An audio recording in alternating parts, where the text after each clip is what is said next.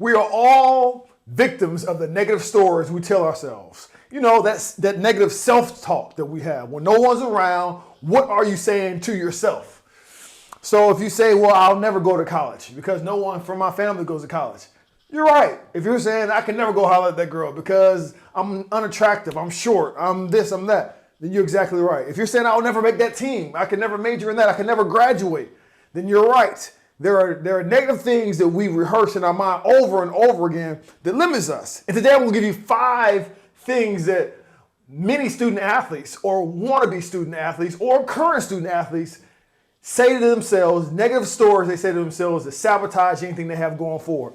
The first one is classic. It's classic. Everyone uses it. Coach don't like me. It's my favorite. It works with any situation. Not getting playing time, coach don't like me. If I don't know the plays, the coach don't like me. If I didn't make the team, the coach didn't like me. If I didn't get the scholarship I wanted, coach do not like me. That sounds like this. That's a good reason why you're not performing, but it's not. Here's the thing. Just because your coach didn't treat you identically of how he treated another player does not mean he doesn't like you. And also, you need to understand that being treated fairly and equal are not the same thing.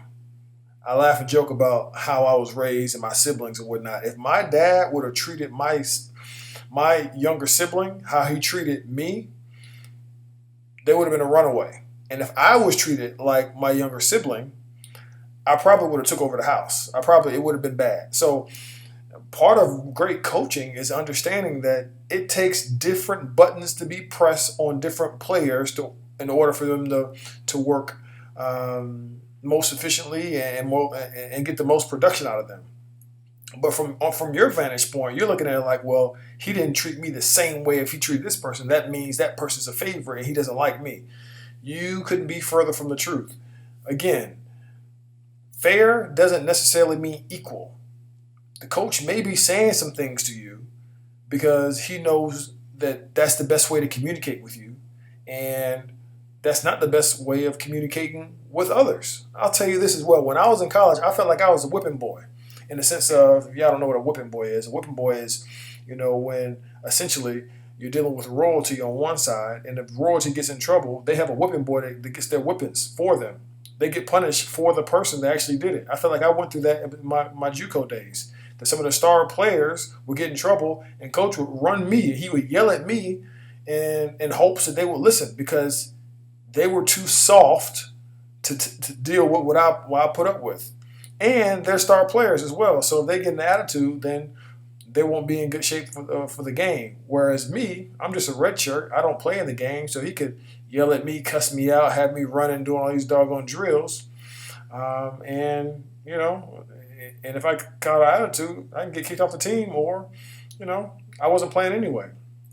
But, if you're being immature, you can look back and say, well, I'm not his favorite. You're missing it. Being his favorite has nothing to do with it at all.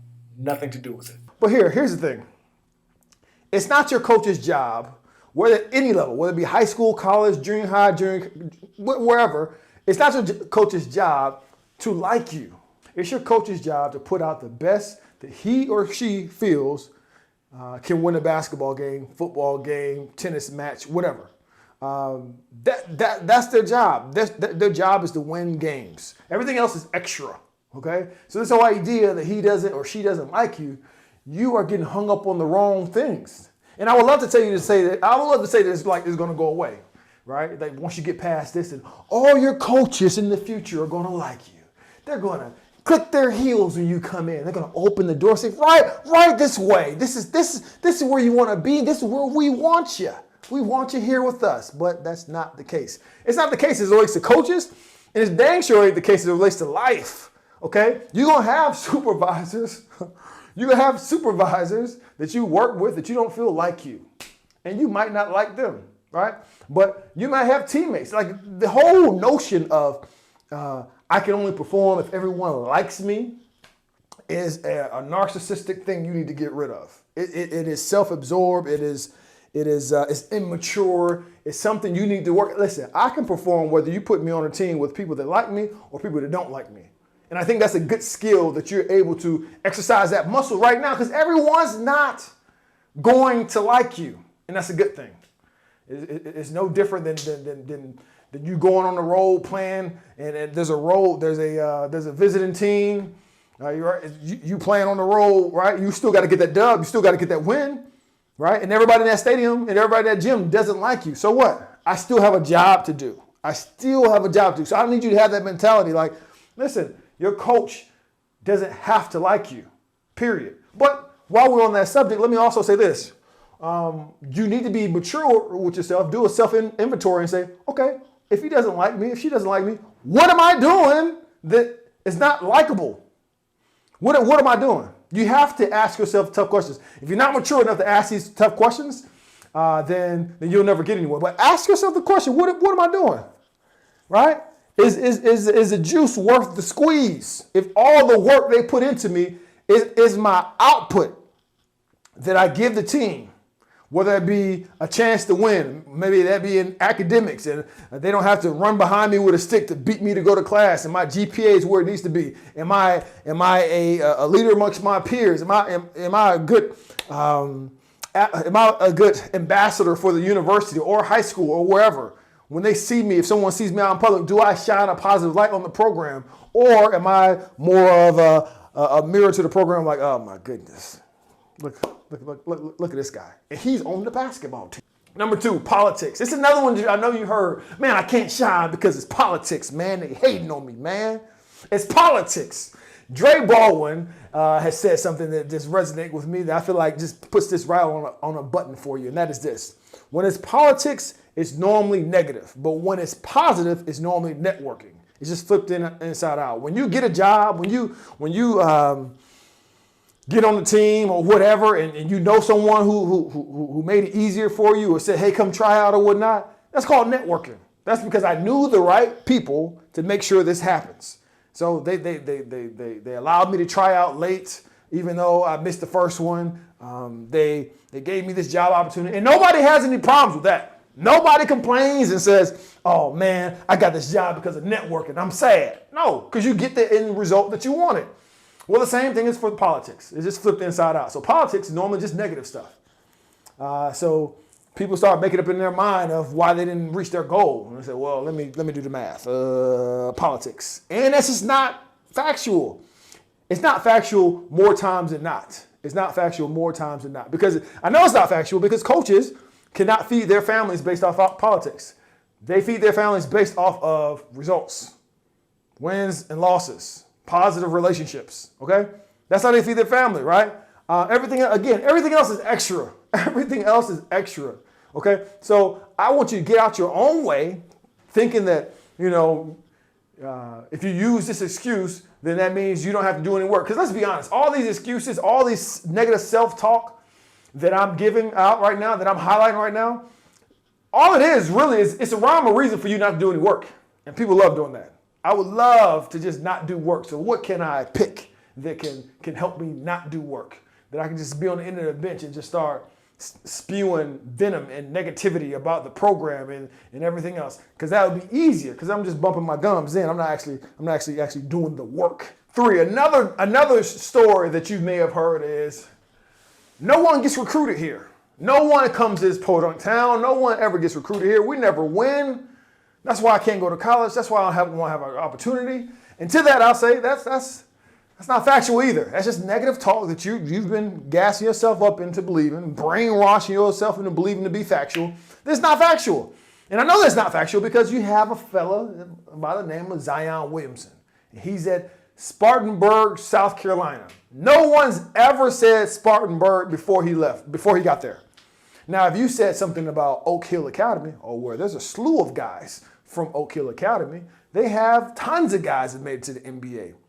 Tons. If you said Mount Zion, if you said doggone, I'm drawing a blank right now. Finley Prep, there's a number of hotbeds, it's like, oh, that makes sense. But Spartanburg isn't one of them.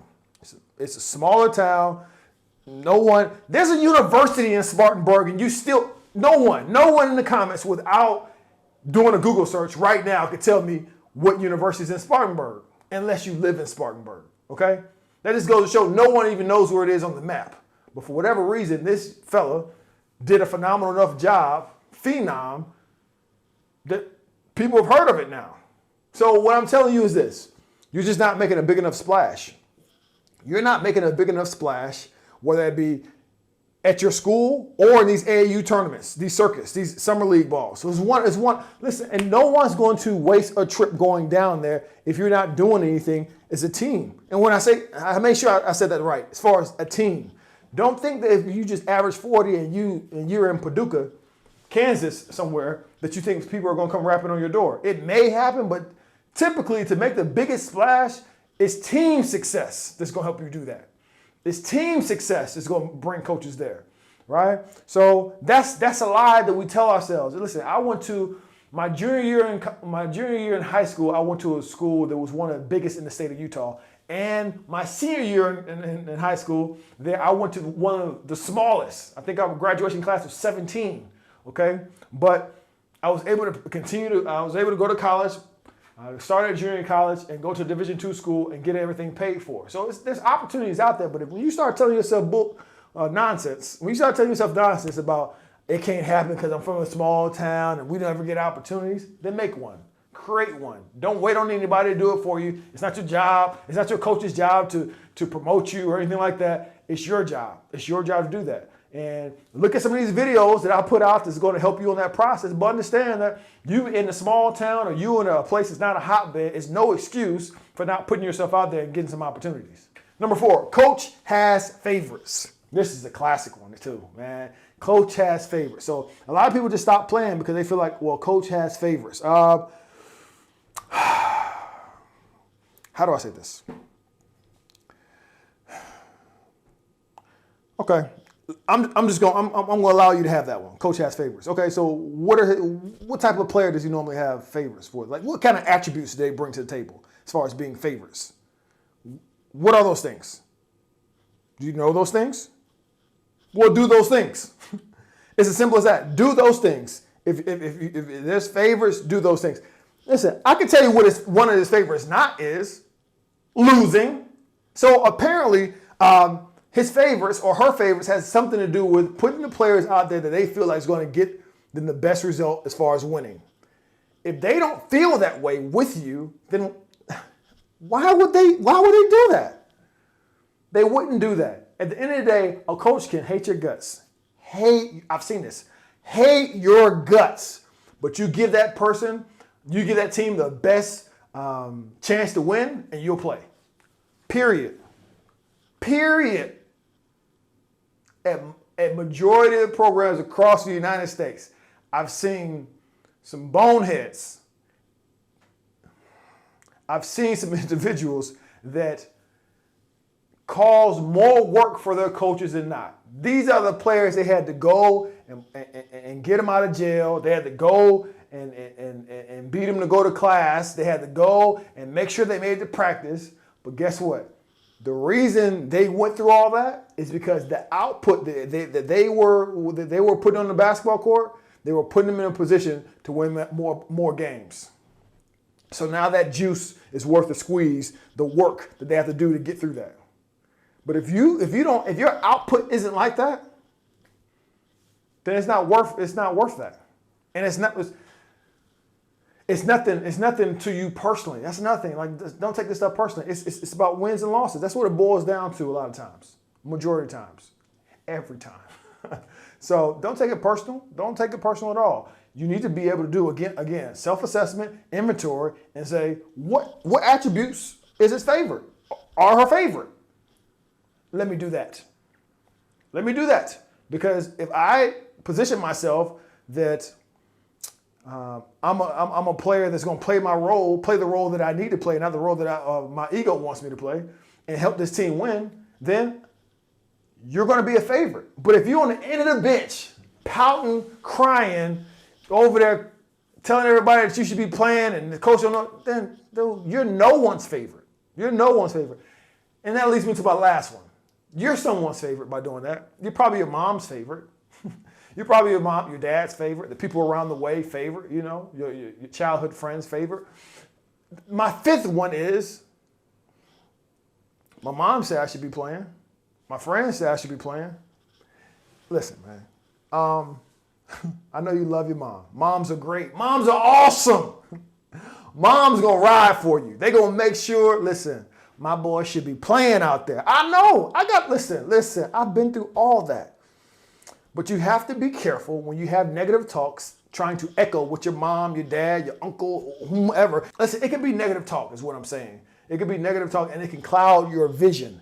Because what's going to happen, it's just going to justify everything you have in your mind of why you should be playing. Coach is going to try to get across to you and tell you different things, and it's going to be one in one ear and out the other because you've been surrounding yourself by your mom saying that you should be playing more, or your dad saying you should be shooting more, or whoever, people from around the way that didn't even try to play basketball, didn't even try for the team. You listen to those individuals. And it's just negative self-talk. It's negative things you're telling yourself on a regular basis. It's clouding your production, clouding any type of mental capacity you have to be able to devote it to actually winning ball games. You're clouding all that. Listen, all these things I named today, I know you've heard these things before. And today I challenge you to get rid of every last one of them.